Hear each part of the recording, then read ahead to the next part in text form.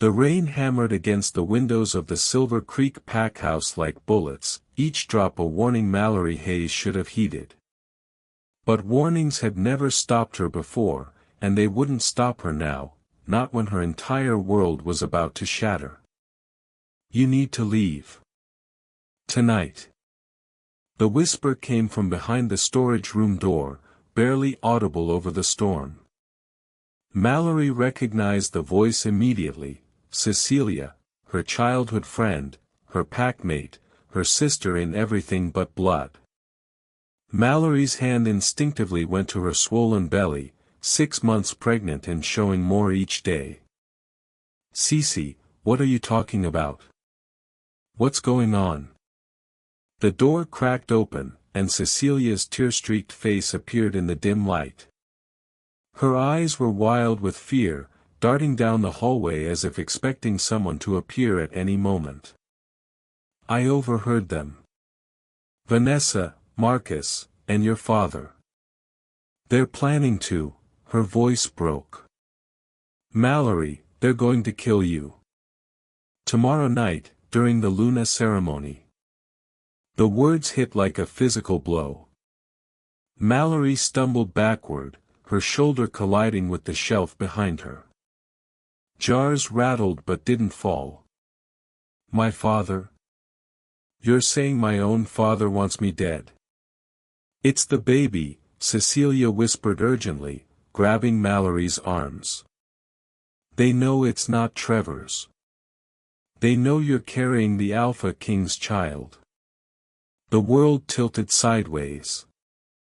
Mallory's knees buckled, and only Cecilia's grip kept her upright. "How could they possibly? I never told anyone. No one knows except. Trevor figured it out. The timeline doesn't match. He told Vanessa, and Vanessa told everyone who matters." Cecilia's fingers dug into Mallory's flesh. "Your father sees you as a liability now. An embarrassment. And Vanessa wants to be Luna so badly she can taste it. With you gone and the Alpha King's bastard dead, Trevor will take her as his chosen mate instead." Mallory's mind raced, fragments of the past 6 months clicking into place like pieces of a horrific puzzle. The way Trevor had grown distant after their mating ceremony. The cold looks from her stepmother Vanessa, who had always resented her existence. The hushed conversations that stopped whenever she entered a room. The way her own father, Beta Harrison Hayes, could barely meet her eyes anymore. But before we dive in, I need to ask you something that truly matters to me. If you've enjoyed my stories before, or if you're here hoping this one will move you, please don't leave without subscribing. Without your subscription, YouTube buries everything I create. The people searching for stories that make them feel something, stories about resilience, love, impossible choices, they'll never find them. Because the algorithm decided I wasn't worth showing. I'm not asking for money. Just 30 seconds to hit that subscribe button so others can discover these stories too. I pour everything I have into every word, every character, every chapter.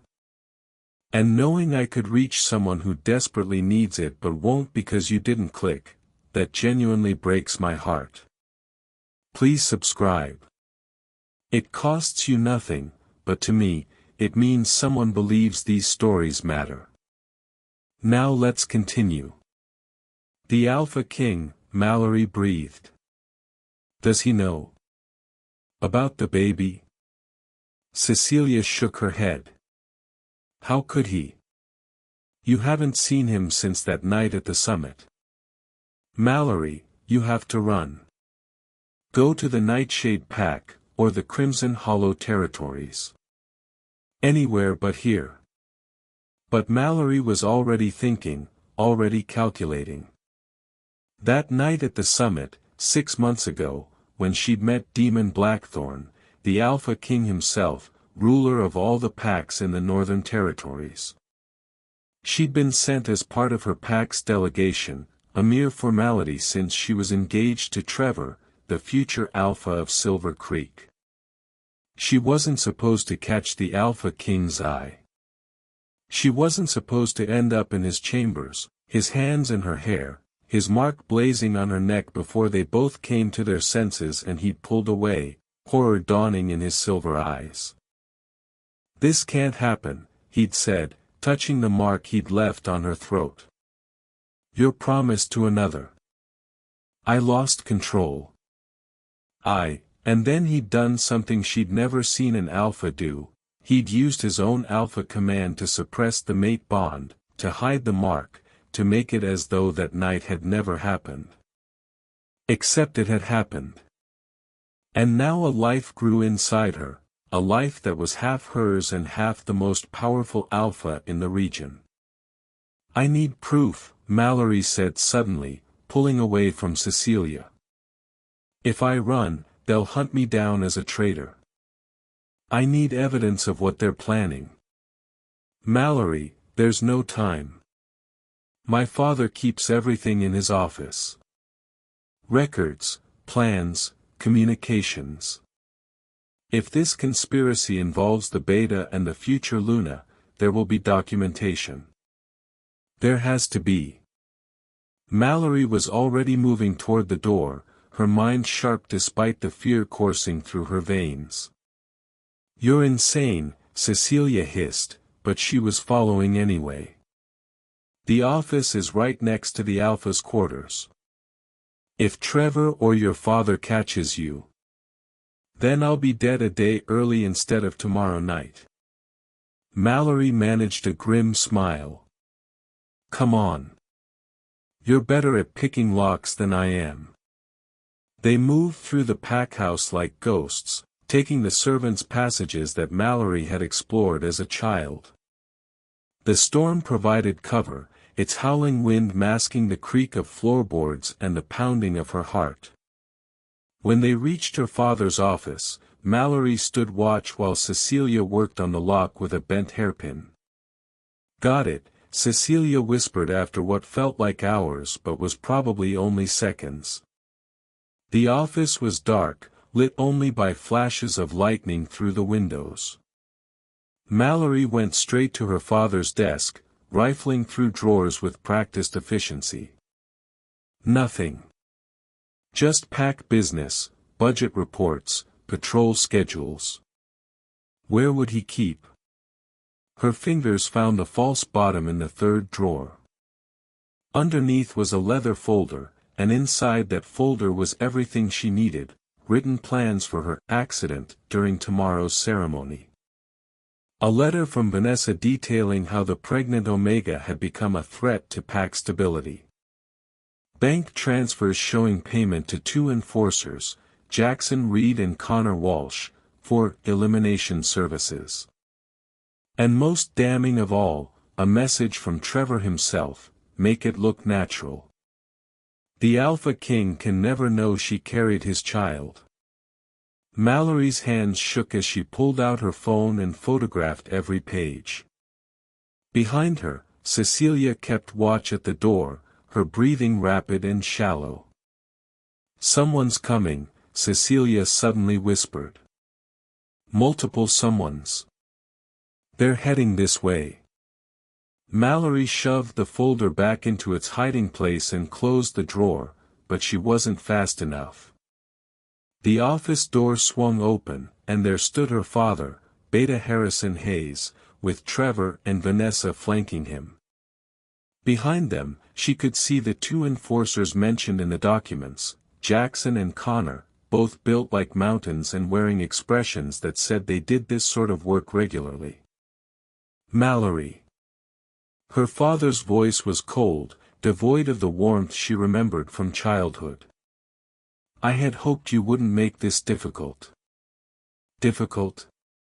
Mallory backed away, her hand protectively over her stomach. "You're planning to murder your own daughter, and you're worried about difficult?" Trevor stepped forward, and she could see it now, the calculation in his eyes, the ambition that had always been there but she'd mistaken for strength. You brought this on yourself, carrying another man's bastard. You've disgraced this pack. You've disgraced me. Disgraced you. Mallory's laugh was sharp and bitter. You knew I wasn't your true mate from the beginning. Our engagement was political, arranged by our fathers. But the moment I became inconvenient, you decided I was disposable. Vanessa smiled, and it was the smile of a woman who had already won. You should have been more careful, little Omega. The Alpha King might be powerful, but he's too far away to save you now. And once you're gone, who's to say what happened? A tragic accident. A young Omega who couldn't handle the stress of her position. These things happen. Mallory's wolf surged inside her, desperate to protect their young, but she forced herself to stay calm. She needed time. Just a little more time. You really think the Alpha King won't investigate? Won't smell his own child's blood on your hands? The Alpha King has bigger concerns than one dead Omega, her father said. The tensions with the Eastern packs, the rogue attacks, the political maneuvering of a dozen alphas who want his throne. He won't even know you're gone until it's too late to matter. But they were wrong. So catastrophically wrong. Because at that very moment, 300 miles away in the Obsidian Tower, Demon Blackthorn sat in his private quarters, staring at a photograph that had been delivered to him an hour ago. Anonymous, untraceable, but devastatingly clear, Mallory Hayes, 6 months pregnant, her hand on her swollen belly. And attached to the photo was a single sentence: they plan to kill her tomorrow night. Demon had known the moment he saw the picture. Known it in his bones, in his soul, in the mate bond he'd tried so hard to suppress. That child was his. And someone was trying to kill his mate and his unborn heir. He'd been in his car within minutes, driving through the storm like a man possessed, his Beta Marcus Steel and a team of elite enforcers following in vehicles behind him. The mate bond, suppressed for so long, roared to life inside him, pulling him toward Silver Creek like a compass finding true north. Back in the office, Mallory was running out of options. Jackson and Connor had moved to block the door, and there was nowhere to go but through the window, a 3-story drop that would kill her and the baby for certain. This is how it's going to happen, Trevor said, pulling a syringe from his jacket pocket. Wolfsbane extract, concentrated enough to stop your heart in minutes. We'll say you had a reaction to some medication, that your weak Omega constitution couldn't handle it. No one will question it. Cece, run, Mallory said quietly. You don't have to be part of this. But Cecilia, brave, stupid, loyal Cecilia, shook her head. If you're dying, I'm dying with you. That's what sisters do. Harrison Hayes looked briefly uncomfortable, the first crack in his cold facade.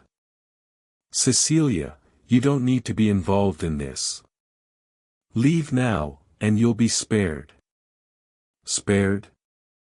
Cecilia spat the word. You're murdering an innocent woman and her child because it's politically inconvenient. I'd rather die than be part of a pack that allows this. Trevor's patience snapped. He lunged forward, grabbing Mallory's arm with brutal strength. She fought, her Omega Wolf giving her more power than he expected, but Trevor was an alpha to be, and he was stronger. The syringe came up, aimed at her neck. The window exploded inward in a shower of glass and rain. Demon Blackthorn had cleared 3 stories in a single jump, his massive black wolf form crashing through the window like divine retribution made flesh. He shifted mid-landing, becoming human again in a fluid motion that spoke of absolute control, and his presence filled the room like a physical force. "Mine," he snarled, and the word carried the weight of absolute authority. "She is mine."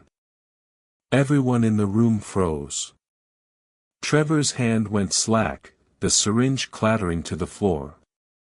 Harrison Hayes dropped to one knee instinctively, unable to resist the Alpha King's dominance. Even the enforcers, hardened killers both, found themselves bowing their heads in submission. Only Vanessa remained standing, though she had gone deathly pale. "Alpha King, I can explain." "Explain." Demon's silver eyes were molten fury. "Explain how you plan to murder my mate and my unborn child. Please, do explain that." The silence that followed was deafening. "Your mate." Trevor finally managed to choke out. "But the bond, we don't sense." "I suppressed it," Demon said coldly. "When Mallory and I first met, she was engaged to you, and I didn't want to disrupt pack politics for my own selfish desires. I commanded the bond into dormancy, hiding it from everyone, including her, hoping time and distance would make it fade." He moved to Mallory's side, his hand gentle as it touched her cheek. "I was a fool. And my foolishness nearly cost me everything." Mallory stared up at him, tears streaming down her face. "You knew. All this time, you knew we were mates." "I've known every day for 6 months," Demon said softly. "And every day, I told myself I'd done the right thing, letting you go. But I was wrong, Mallory. So wrong. And when someone sent me that photograph tonight, when I realized you were in danger." His voice hardened as he turned back to the others. "I drove here at speeds that should have killed me, praying to gods I don't believe in that I wouldn't be too late." Marcus Steele appeared in the doorway, 3 more enforcers behind him. "Secured the pack house, Alpha. No one's leaving." "Good." Demon's gaze swept over Trevor, Harrison, and Vanessa. "You plan to murder my mate. To kill my child. That's not just a crime against Silver Creek Pack, it's a crime against the Crown. Against me personally." "We didn't know," Harrison said desperately. "We thought. You thought you could murder an innocent woman and get away with it because she was just an Omega." Demon's voice could have cut steel.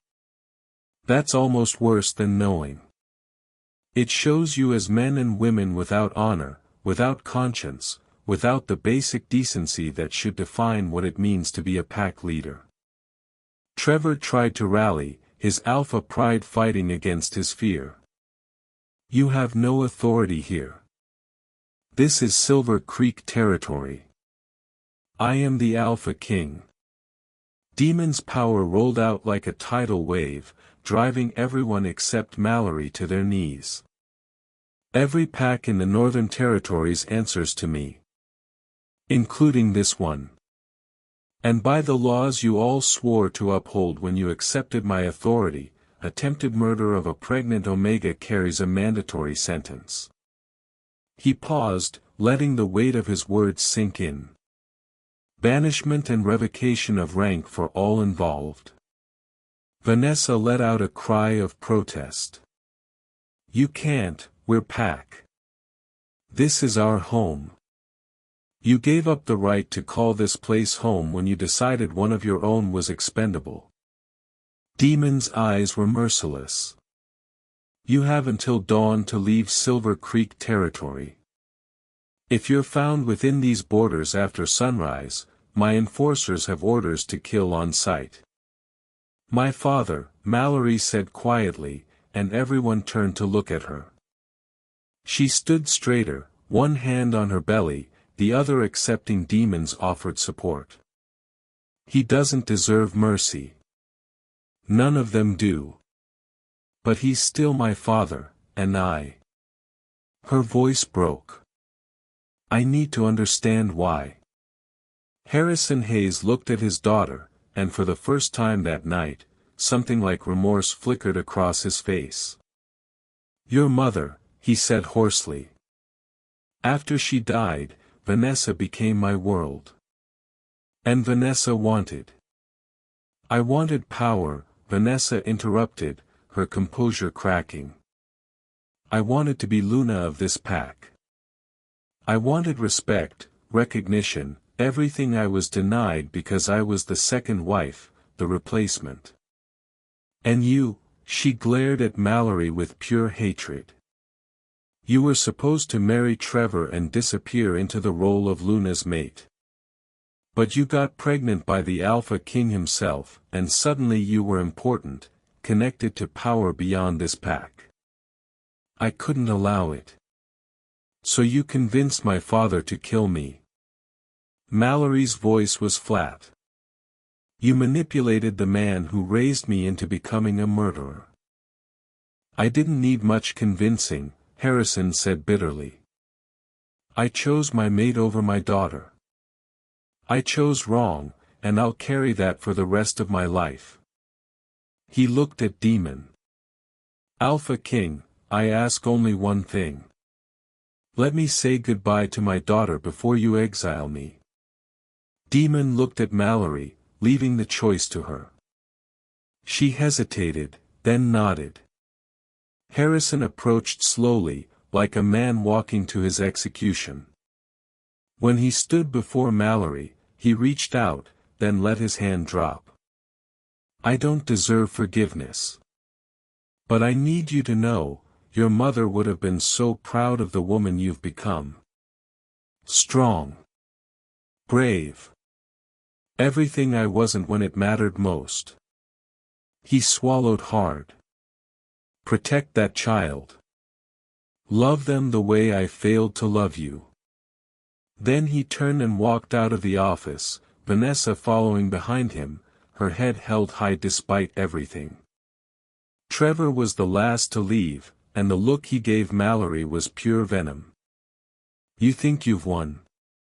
The Alpha King won't want you once he realizes what you are, a weak Omega who couldn't even defend herself. He'll get bored, find someone stronger, someone worthy.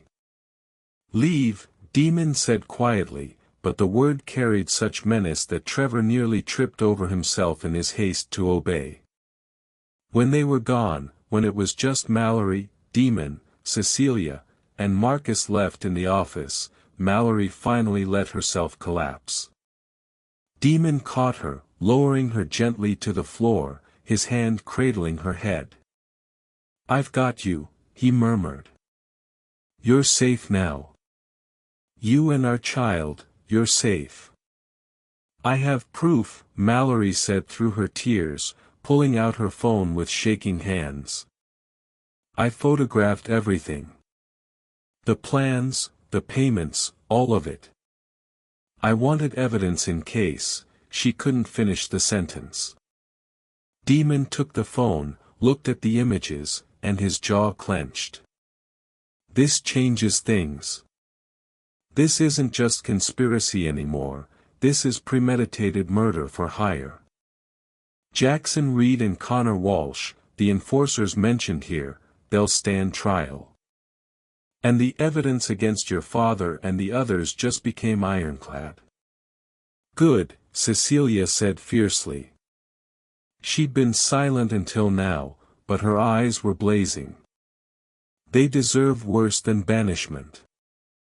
They deserve death, Marcus agreed. But that's the Alpha King's decision to make. Demon was quiet for a long moment, his hand never leaving Mallory's.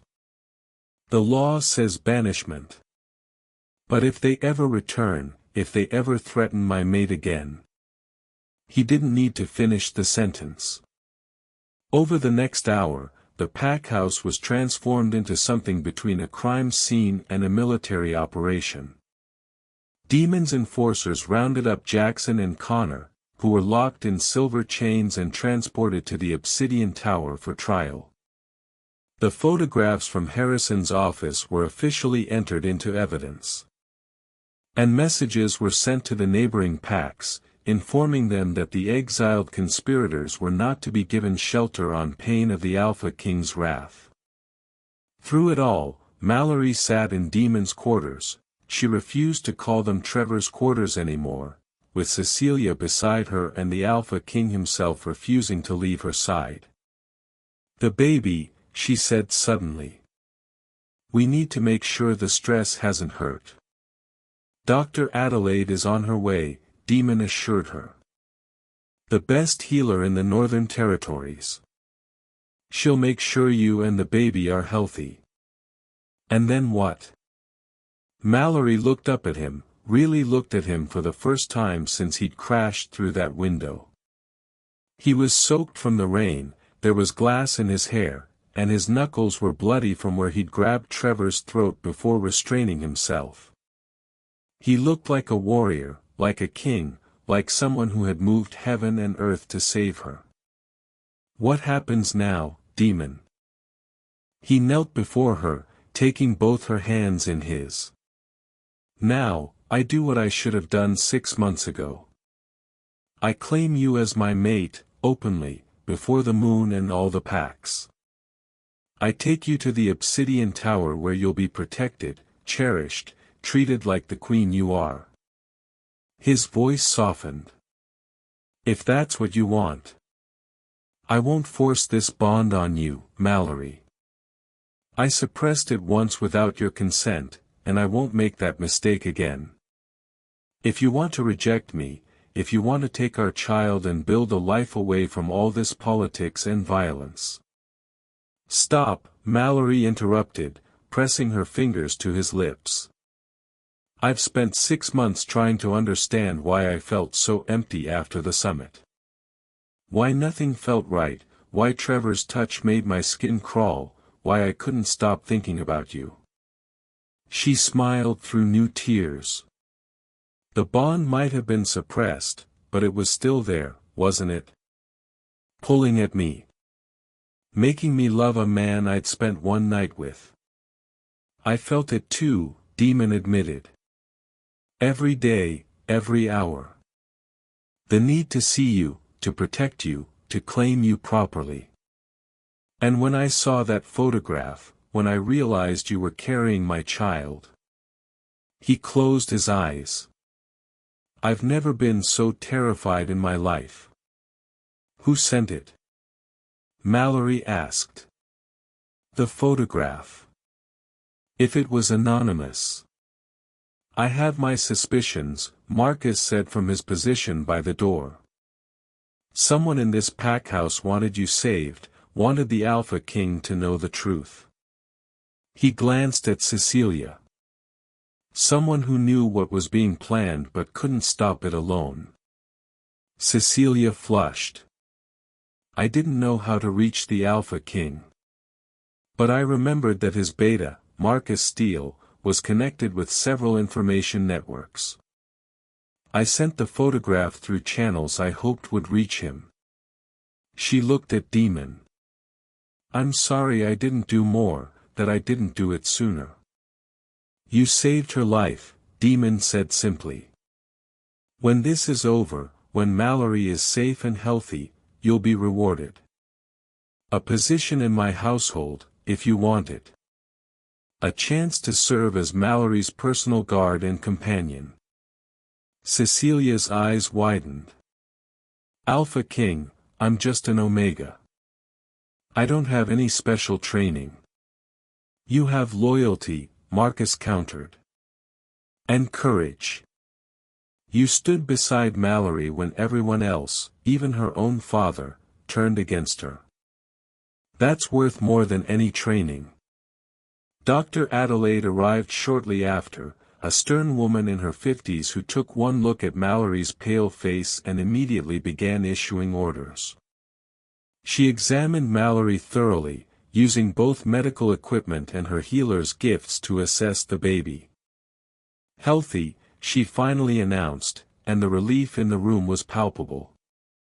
Strong heartbeat, good development, no signs of distress despite the mother's elevated stress levels. She fixed Demon with a sharp look. But I want her on bed rest for the next week. No stress, no excitement, and definitely no more attempted murders. Agreed, Demon said immediately. She'll stay at the Obsidian Tower under constant guard. I can't just leave Silver Creek, Mallory protested. This is my pack, my home. This pack tried to kill you, Demon said gently but firmly. And while we've removed the immediate threat, there are still those who might resent your survival, who might see you as a symbol of Trevor's failure. He cupped her face in his hands. Please, Mallory. Let me protect you. Just until the baby is born and you've recovered. Then, if you still want to return to Silver Creek, I won't stop you. Mallory knew he was lying about that last part, knew that once Demon had her in his tower, surrounded by his protection and his presence, he'd move heaven and earth to keep her there. But looking into his silver eyes, feeling the mate bond finally free and blazing between them, she found she didn't mind. Okay, she whispered. Take me home. The journey to the Obsidian Tower took most of the night, with Mallory resting in the back of Demon's SUV, her head on his shoulder, Cecilia sitting across from them with a blanket and a fierce protective expression. They drove through the storm, through territories that bent the knee as the Alpha King passed, until finally the tower rose before them, a massive structure of black stone and glass, imposing and beautiful in equal measure.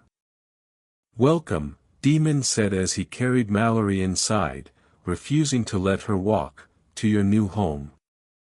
Over the next week, as Mallory rested and recovered, the full extent of the conspiracy came to light. Jackson and Connor, under interrogation, revealed that Vanessa had been planning Mallory's murder for months, ever since she'd first suspected the pregnancy wasn't Trevor's. Harrison Hayes had been manipulated gradually, his love for his second wife used as a weapon against his daughter. And Trevor, ambitious, entitled Trevor, had seen the murder as an opportunity to cement his position as alpha without the complications of an unworthy mate. The trial was swift and merciless. Jackson and Connor were sentenced to death for murder for hire. Harrison, Vanessa, and Trevor were officially banished from all territories under Demon's rule and stripped of their ranks. The Silver Creek Pack, leaderless and shamed, petitioned for new leadership, and Demon installed an interim alpha until proper elections could be held. Through it all, Mallory healed. The physical wounds were minor, a few bruises, some cuts from the glass when Demon had come through the window.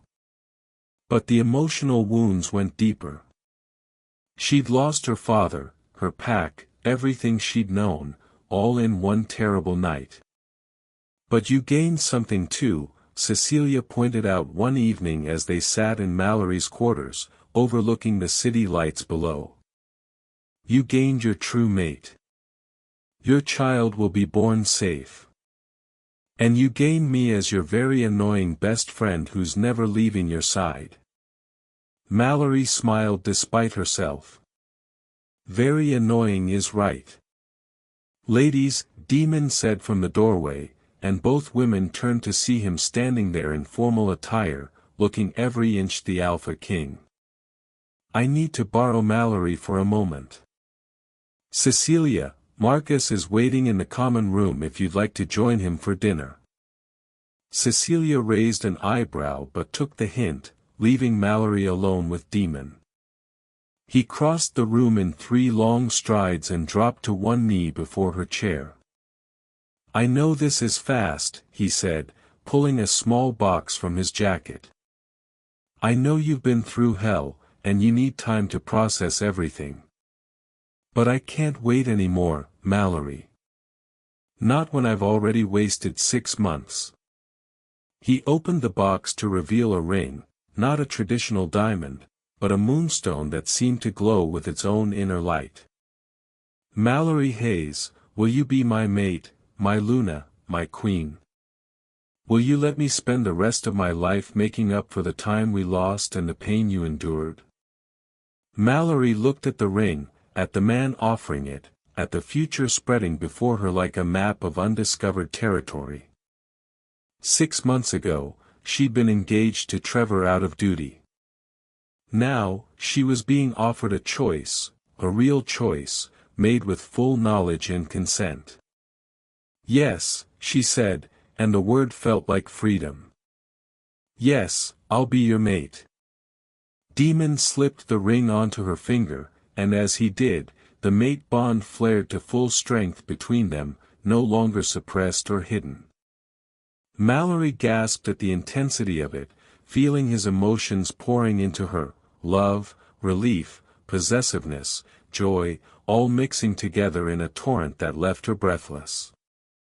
I feel you, she whispered. I can feel everything. And I feel you, Demon murmured, pulling her into his arms. Your strength, your courage, your fierce love for our child. You're magnificent, Mallory. You always have been. They were married 3 days later in a ceremony witnessed by all the major packs of the Northern Territories. Mallory wore white, her pregnant belly proudly displayed, Cecilia standing beside her as maid of honor. Demon wore black, Marcus as his best man, and when they spoke their vows under the full moon, the very earth seemed to tremble with the power of their union. I promise to protect you, Demon said, his voice carrying across the assembled crowd. To cherish you, to honor your strength even when you feel weak, to stand beside you against any threat. I promise to be the father our child deserves and the mate you've always needed. I promise to trust you, Mallory responded, her voice strong despite her nerves. To build a life with you, to challenge you when you need it and support you always. I promise to be the Luna your people need and the mate who will never let you face the darkness alone. When they kissed, sealing the bond permanently, the crowd erupted in cheers that could be heard for miles. 3 months later, Mallory gave birth to a daughter, Lissa Blackthorn, named for the moon goddess herself. She had her father's silver eyes and her mother's dark hair, and from the moment she entered the world, she commanded attention with her powerful cries. She's perfect, Demon breathed, holding his daughter with infinite care. Mallory, she's absolutely perfect. Mallory, exhausted but radiant, smiled up at them both. She's going to be trouble. I can tell already. Good, Demon said. The world needs more women who cause trouble. Women like her mother. In the years that followed, the story of the pregnant Omega who nearly died and the Alpha King who saved her became legend throughout the territories. They called it a love story, a tale of true mates overcoming impossible odds.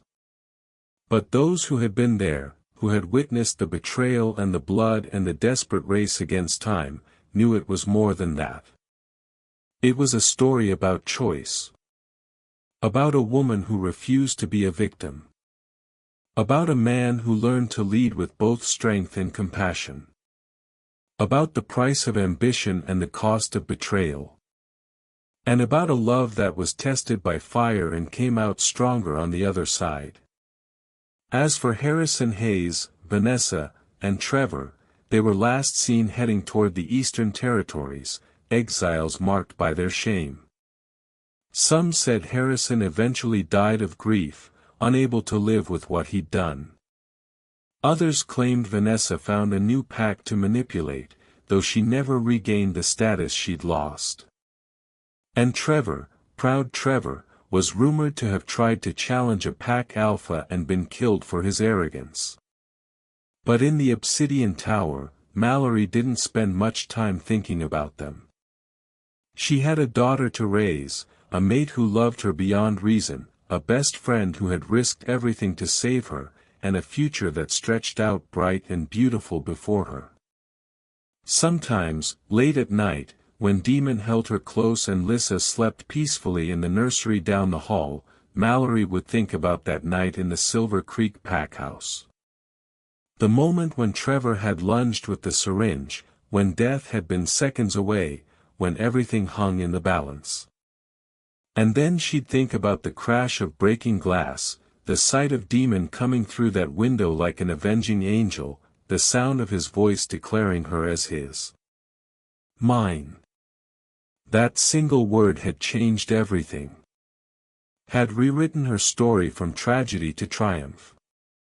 Had given her not just survival, but a life worth living. What are you thinking about? Demon would murmur, his hand tracing patterns on her skin.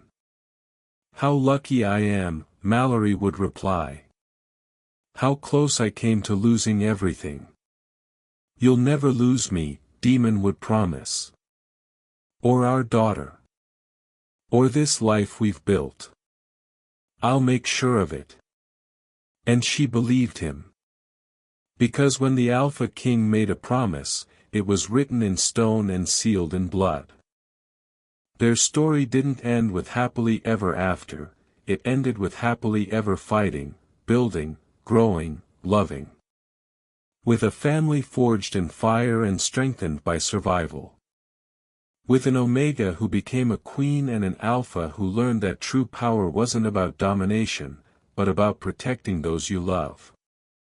And that, in the end, was the real miracle. Not that they survived, though they did. Not that they triumphed, though they had. But that they chose each other, again and again, in a world that had tried to tear them apart. That was the story worth telling. That was the legend worth remembering. And that was the love that would echo through generations of the Blackthorn line, whispered about in packhouses across the territories, a reminder that even in the darkest moments, even when betrayal comes from those closest to you, there's always hope. Always a chance for salvation. Always someone watching. Always someone who will crash through windows and tear apart the world to save you. Hope you enjoyed this, see you on the next one.